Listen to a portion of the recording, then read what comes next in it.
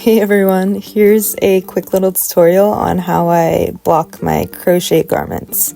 So thankfully, because I know most of us hate blocking, you do have a few methods to choose from. Common methods include steam blocking, wet blocking, or spray blocking. Personally, steam blocking is my favorite because I can get it done much faster and still maintain that quality. To steam block, you're going to need a few things: rust-proof pins, blocking board or mat, measuring tape, and a steamer. If you are going to steam block, I would recommend first steaming a test swatch just to ensure that your yarn's able to be steamed and you don't need to switch to wet or spray blocking instead.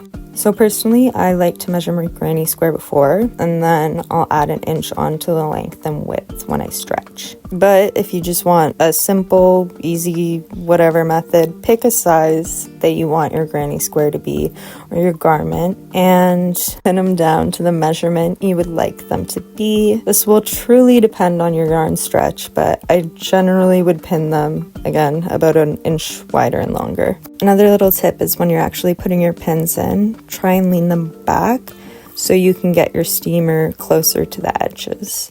Steam blocking on a blocking board isn't truly that much different. Quick little excited outburst. Ho, hey, ho, ha.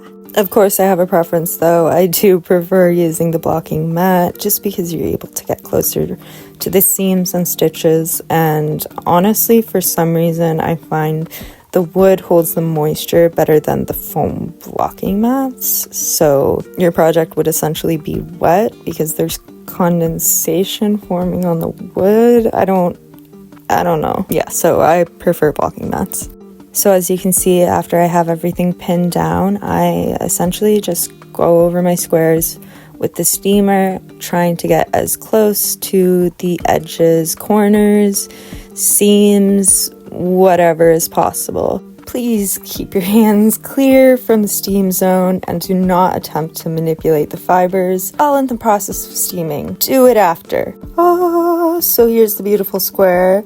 As you can see, the stitches are much more pronounced. You can see what's going on. Here it just looks congested, stressed. What is happening? Beautiful. She is beauty, she is grace. She's trying. And here's the square that came off the blocking board. I'll let you decide for yourself if you prefer the blocking mat or blocking board. But yeah, I really love how much this opens up your work, and overall just really changes the shape and shape of your garment. So moving on to wet blocking. Supplies you will need include a blocking mat or board, rust-proof pins, a towel, and soap. For soap, I believe the lovely Tony over at TL Yarn Crafts, Nail Check, suggested that if you're not in the mood to go out of your way for gentle or wool detergent, just go ahead and use a few drops of your regular dish soap. Before you start, I would recommend cleaning your sink out, then using your few drops of soap and lukewarm water. Regardless of the soap, I would honestly just recommend doing a couple of drops. A little bit goes a long way, as my mother used to say. You can now add your garment or squares to the water and let it soak for about 15 to 20 minutes. After soaking, you can gently squeeze your project to get out the excess soap and water, and do not wring it out. And ta-da, we are ready to get drying. So lay it out to the shape you would like. Doesn't have to be perfect, just get them edges straight and pat out the extra water. Don't freaking wring it, please. Gently roll it like a you know what, and just roll it up. Squeeze the towel together just to get out the excess water and unroll.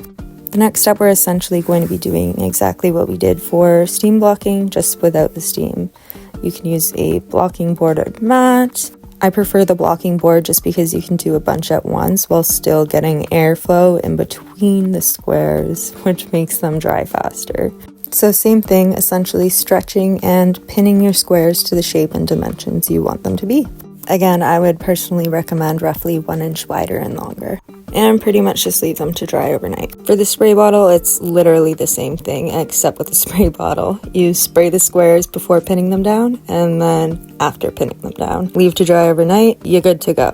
Alright, my loves, I really hope this helped and you learned something new. And if you haven't already, feel free to check out my new pattern I just dropped for this granny square sweater. Okay, bye.